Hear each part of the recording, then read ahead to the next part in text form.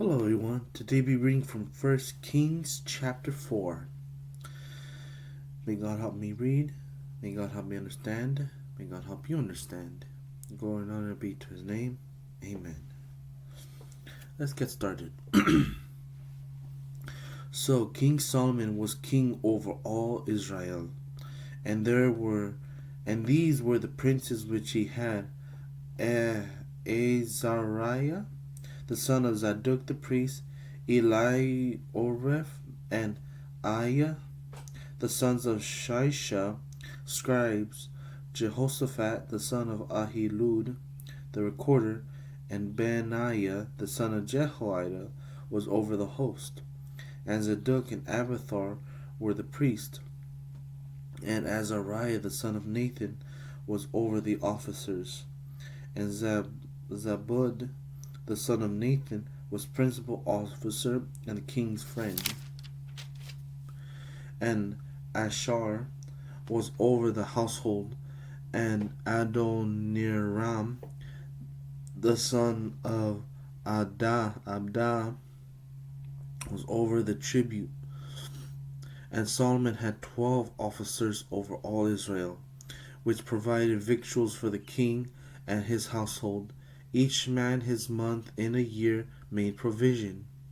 And these are their names: the son of Hur in Mount Ephraim, and the son of Dekar in Machaz, and in Shalbim, and Beth Shemesh, and Elon Beth Hanan, the son of Hesed in Aruboth.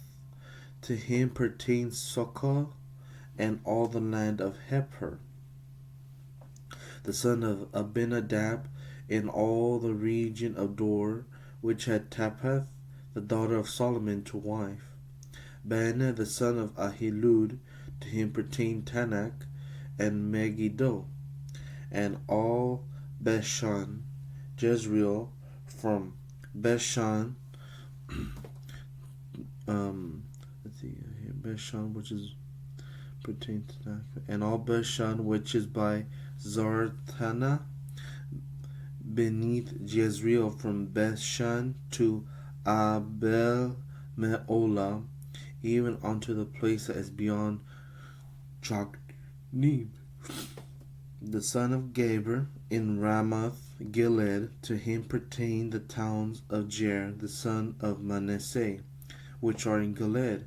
To him also pertain the region of Argob, which is in Bashan, 80 great cities, with walls and brazen bars. Ahinadab, the son of Edo, had Mahanaim. Ahimaaz was in Naphtali. He also took Bashmath, the daughter of Solomon, to wife. Baanah, the son of Hushai, was in Asher and in Aloth, and Jehoshaphat, the son of Paruah, in Issachar. Shimei, the son of Eliah, in Benjamin. Gaber, the son of Uri, was in the country of Gilead, in the country of Shihon, king of the Amorites, and of Og, king of Bashan, and he was the only officer which was in the land.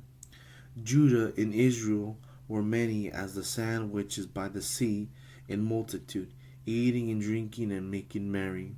And Solomon reigned over all kingdoms from the river unto the land of the Philistines, and unto the border of Egypt. They brought presents and served Solomon all the days of his life. And Solomon's provision for one day was 30 measures of fine flour, and 80 measures of meal, 10 fat oxen, and 20 oxen out of the pastures, and 100 sheep beside hearts, and roebucks, and fallow deer, and fatted fowl. For he had dominion over all the region on this side the river, from Tipsha even to Asa, over all the kings on this side the river. And he had peace on all sides round about him. And Judah and Israel dwelt safely, every man under his vine and under his fig tree, from Dan even to Beersheba, all the days of Solomon. And Solomon had 40,000 stalls of horses for his chariots and 12,000 horsemen. And these officers provided victuals for King Solomon, and for all that came unto King Solomon's table. Every man in his month they lacked nothing. Barley also and straw for the horses, and dromedaries brought they unto the place where the officers were, every man according to his charge. And God gave Solomon wisdom and understanding of exceeding much, and largeness of heart, even as the sand that is on the seashore. And Solomon's wisdom exceeded the wisdom of all the children of the east country, and the wisdom of Egypt. For he was wiser than all men, than Ethan the Ezrahite, and Heman, and Chalcol, and Darda the son of Mahol. And his fame was in all nations round about. And he spake 3,000 proverbs, and his songs were 1,005. And he spake of trees, from the cedar tree that is in Lebanon, even unto the hyssop that springeth out of the wall. He spake also of beasts, and of fowl, and of creeping things, and of fishes. And there came of all people to hear the wisdom of Solomon, from all kings of the earth, which had heard of his wisdom. That's in chapter 4. Here's chapter 5. And Hiram, king of Tyre, sent his servants unto Solomon, for he had heard that they had anointed him king in the room of his father. For Hiram was ever a lover of David. And Solomon sent to Hiram, saying, Thou knowest how that David my father could not build a house unto the name of the Lord his God, for the wars which were about him on every side, until the Lord put them under the soles of his feet. But now the Lord my God hath given me rest on every side, so that there is neither adversary nor evil occurrent. And behold, I purpose to build a house unto the name of the Lord my God, as the Lord spake unto David my father, saying, Thy son whom I will set upon thy throne in thy room, he shall build a house unto my name. Now therefore command thou that they hew me cedar trees out of Lebanon, and my servants shall be with thy servants, and unto thee will I give hire for thy servants according to all that thou shalt appoint. For thou knowest that there is none among us any that can skill to hew timber like unto the Sidonians. And it came to pass, when Hiram heard the words of Solomon, that he rejoiced greatly, and said, Blessed be the Lord this day, which hath given unto David a wise son over this great people.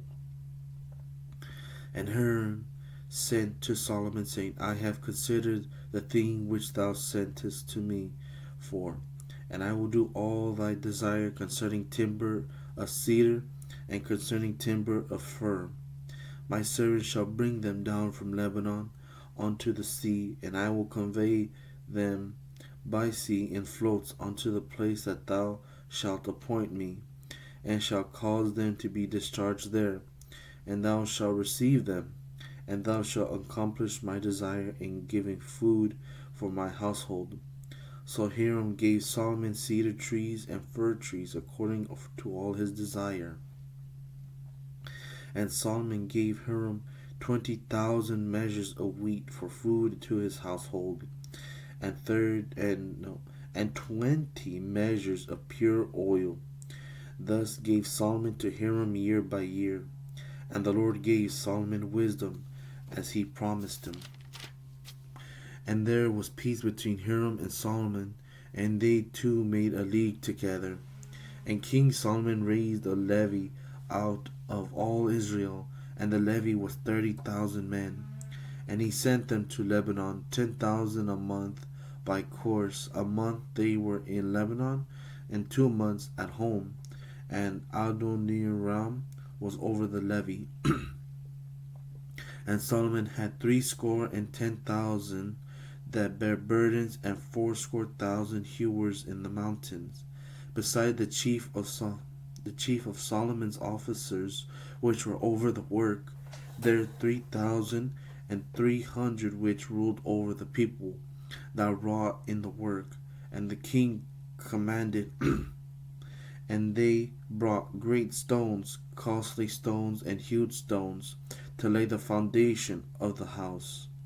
And Solomon's builders and Hiram's builders did hew them, and the stone squares. So they prepared timber and stones to build the house. That's the end of chapter 5. Here's chapter 6. And it came to pass in the 480th year after the children of Israel were come out of the land of Egypt, in the 4th year of Solomon's reign over Israel, in the month Ziph, which is the 2nd month, that he began to build the house of the Lord. And the house which King Solomon built for the Lord, the length thereof was 80 cubits, and the breadth thereof 20 cubits, and the height thereof 30 cubits. In the porch before the temple of the house 20 cubits was the length thereof, according to the breadth of the house, and 10 cubits was the breadth thereof before the house. And for the house he made windows of narrow lights, and against the wall of the house he built chambers round about, against the walls of the house round about, both of the temple and of the oracle. And he made chambers round about. The nethermost chamber was 5 cubits broad, and the middle was 6 cubits broad, and the third was 7 cubits broad. For without in the wall of the house he made narrow rests round about, that the beams should not be fastened in the wall of the house. And the house, when it was in building, was built of stone made ready before it was brought thither, so that there was neither hammer nor axe nor any tool of iron heard in the house while it was in building.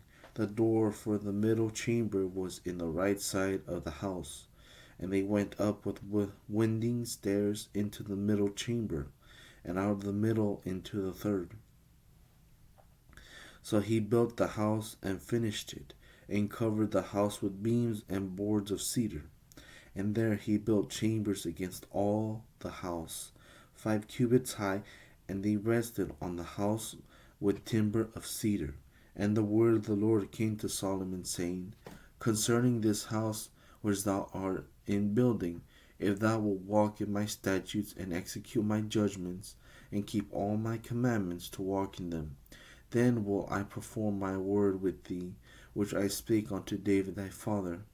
And I will dwell among the children of Israel, and will not forsake my people Israel.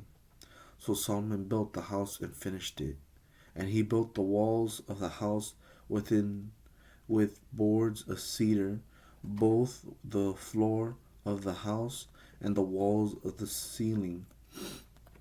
And he covered them on the inside with wood, and covered the floor of the house with planks of fir. And he built 20 cubits on the side of the house, both the floor and the walls with boards of cedar.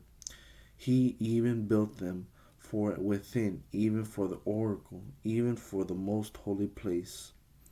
And the house that is the temple before it was 40 cubits long. And the cedar of the house within was carved with knops and open flowers, all was cedar. There was no stone seen.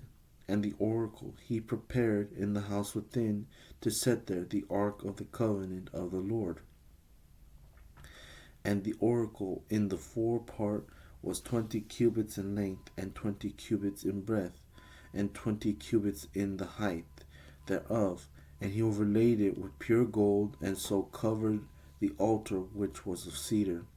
So Solomon overlaid the house within with pure gold, and he made a partition by the chains of gold before the oracle, and he overlaid it with gold. And the whole house he overlaid with gold until he had finished all the house. So the whole altar that was by the oracles he overlaid with gold. And within the oracle he made 2 cherubims of olive tree, each 10 cubits high, and 5 cubits was the one wing of the cherub, and 5 cubits the other wing of the cherub. From the uttermost part of the one wing unto the uttermost part of the other were 10 cubits. And the other cherub was 10 cubits. Both the cherubims were one measure and of one size. The height of the one cherub was 10 cubits, and so was it of the other cherub. And he set cherubims within the inner house, and they stretched forth the wings of the cherubims, so that the wing of the one touched the one wall, and the wing of the other cherub touched the other wall, and their wings touched one another in the midst of the house. And he overlaid the cherubims with gold. And he carved all the walls of the house round about with carved figures of cherubims and palm trees and open flowers, within and without. And the floor of the house he overlaid with gold, within and without. And for the entering of the oracle he made doors of olive tree. The lintel and side posts were a 5th part of the wall. The 2 doors also were of olive tree, and he carved upon them carvings of cherubims and palm trees and open flowers, and overlaid them with gold, and spread gold upon the cherubims and upon the palm trees. So also he made he for the door of the temple post of olive tree, a 4th part of the wall. And the 2 doors were of fir tree. The 2 laths of the one door were folding, and the 2 laths of the other door were folding. And he carved thereon cherubims and palm trees and open flowers, and covered them with gold fitted upon the carved work. And he built the inner court with 3 rows of hewed stone, and a row of cedar beams. In the 4th year was the foundation of the house of the Lord laid in the month Ziph. And in the 11th year, in the month Bul, which is the 8th month, was the house finished, throughout all the parts thereof, and according to all the fashion of it. So was he 7 years in building it. That's the end of chapter 6. Glory be to God. Amen.